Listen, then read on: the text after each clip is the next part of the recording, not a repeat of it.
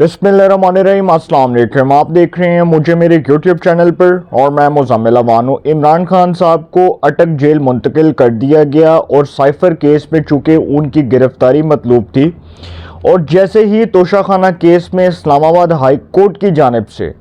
Toshakhana case में उनकी सज़ा को कलअदम करार दिया गया तो दूसरी जानिब उनको साइफर केस में धर लिया गया। साइफर जो एक ऑफिशियल सीक्रेट एक्ट है, जो एक आप समझ लें कि डॉक्यूमेंट है जिसके ऊपर इमरान खान साहब का कहना था कि उनकी हुकूमत को गिराया गया, अमेरिका की साजिश थी, अमेरिका की रजीम थी। उस बुनियाद पर जी इमरान खान साहब को गिरफ्तार कर लिया FIA ने, फेडरल इन्वेस्टिगेशन एजेंसी ने, वफाकी तहकीकाती इदारे ने। अब इमरान खान साहब जी अटक जेल में हैं और अटक जेल में साइफर केस की समाअत की जस्टिस ये जो जज थे अबू अल हसनात जुल्कुरनैन साहब, मैं जस्टिस बोल रहा था, अबू अल हसनात जुल्कुरनैन साहब जो जज हैं उन्होंने समाअत की और इस केस को अब इमरान खान साहब ने इस केस को चैलेंज कर दिया है इस्लामाबाद हाई कोर्ट में और उनका ये कहना है कि अटक जेल में होने वाली इस समाअत को वो इस्लामाबाद हाई कोर्ट में चैलेंज कर रहे हैं। और जो जज अबू अल हसनात जुल्कुरनैन ने इमरान खान साहब के हवाले से जो समाअत की थी, वो जो समाअत का मामला था जी, इसको इस्लामाबाद हाई कोर्ट में तो चैलेंज कर दिया गया, लेकिन उसके साथ साथ इमरान खान के जो वकील हैं शेर अफजल मरवत, उन्होंने जी इस दरख्वास्त की वसासत से मौक़िफ़ अपनाया है कि अटक जेल में मुंतकिल करने का गैर कानूनी नोटिफिकेशन कल अदम करार दिया जाए और दूसरी जानिब डिस्ट्रिक्ट जेल अटक में होने वाले साइफर केस की समाअत में चेयरमैन PTI के जुडिशल रिमांड में 13 सितंबर तक की तोसी है। अब इमरान खान साहब जो हैं, एक जानिब तो उन्होंने इस समाअत को इस्लामाबाद हाई कोर्ट में चैलेंज किया और दूसरी जानिब जो उनके वकील हैं शेर अफजल मरवत, उन्होंने अटक जेल में गैर कानूनी मुंतकिली, ये जो वो उनका ये कहना है, वो कहते हैं कि जी मुंतकिल करने का गैर कानूनी जो अमल है इसको कलअदम करार दिया जाए। अब ये इस बुनियाद पर गिरफ्तार किया गया था कि चूँकि साइफर केस में इमरान खान साहब मुलज़िम नामज़द हैं और उसमें इमरान खान साहब को जवाब देना है और बताना है कि वो जो ऑफिशियल सीक्रेट एक्ट है, वो जो एक डॉक्यूमेंट है जिस बुनियाद पर वो ये कहते हैं कि उनकी हुकूमत का खात्मा किया गया एक रजीम चेंज के ज़रिए। एक रजीम थी कि जी अमेरिका के कहने पर पाकिस्तान में इम्पोर्टेड हुकूमत को मुसल्लत किया गया, ये इमरान खान साहब के सब दावे थे, उनकी बातें थी, लेकिन एक जानिब तो उनको ये साबित करना पड़ेगा और दूसरी जानिब ये जो केस है, अब इस केस में एक नया इम्तहान सामने आ चुका है कि एक जानिब तो इमरान खान साहब जो है उनको रिहाई मिलती है और दूसरी जानिब उनको गिरफ्तार कर लिया जाता है। और अब जिस केस में इनको गिरफ्तार किया गया, अगर इस केस में भी इमरान खान साहब को रिलीफ मिलता है तो क्या किसी और केस में धर लिया जाएगा?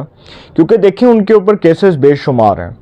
एक जानिब तो उनके ऊपर 190 मिलियन पाउंड्स वाला केस है, उसके बाद ये साइफर केस है, फिर तोशाखाना का केस है, फिर नए नए केसेस खोल रहे हैं उनके ऊपर और जो जो केसेस उनके ऊपर बन रहे हैं, जिस तरह से बन रहे हैं और जिस तरह से फैसले आ रहे हैं, तो लग नहीं रहा कि इमरान खान साहब को इतनी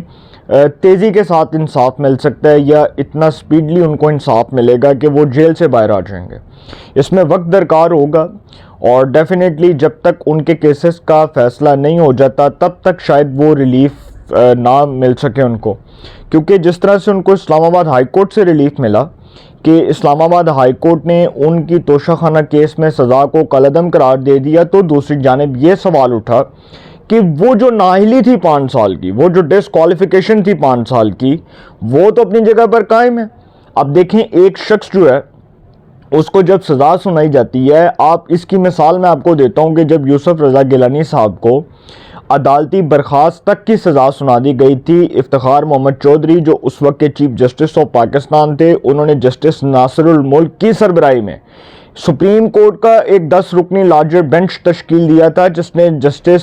नासिरुल मुल्क की सरबराही में फ़ैसला सुनाया था कि उस वक्त के वज़ीर आज़म पाकिस्तान जनाब यूसुफ रज़ा गिलानी साहब जो हैं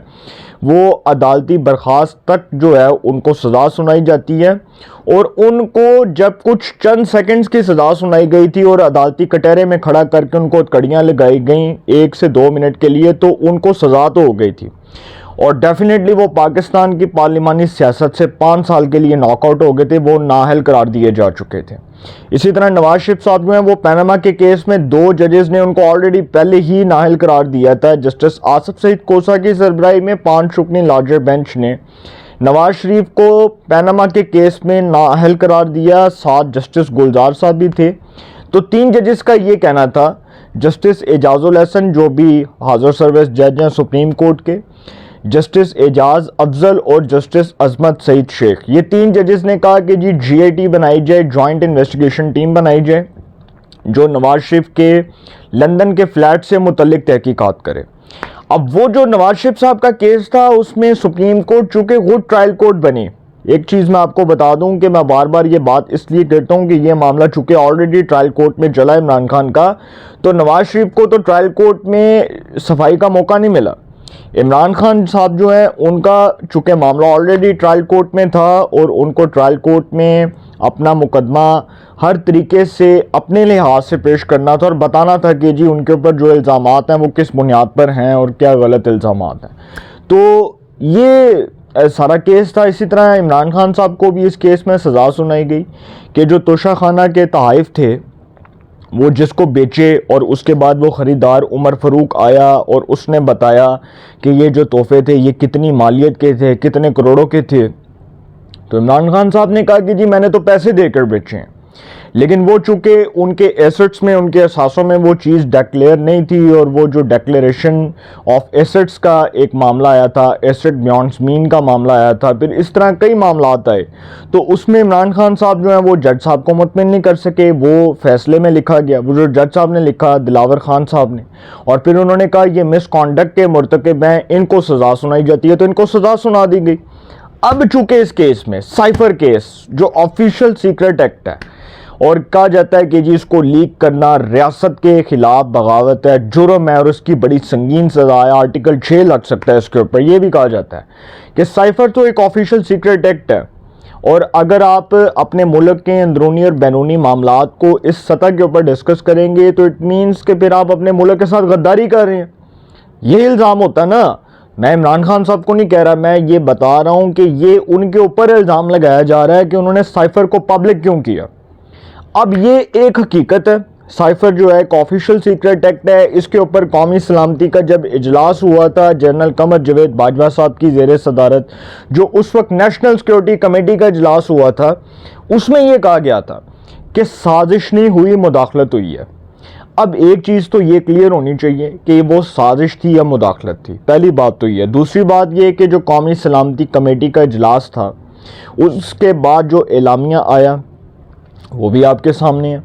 تو عدالتوں سے عمران خان صاحب نے کہا کہ جی وہ اس کے اوپر تحقیقات کرے۔ میں کہتا ہوں آج بھی سپریم کورٹ کو چاہیے کہ اس کے اوپر ایک جی آئی ٹی بنا دے، جوائنٹ انویسٹیگیشن ٹیم بنا دے، کیونکہ یہ معاملہ بہت حساس ہے۔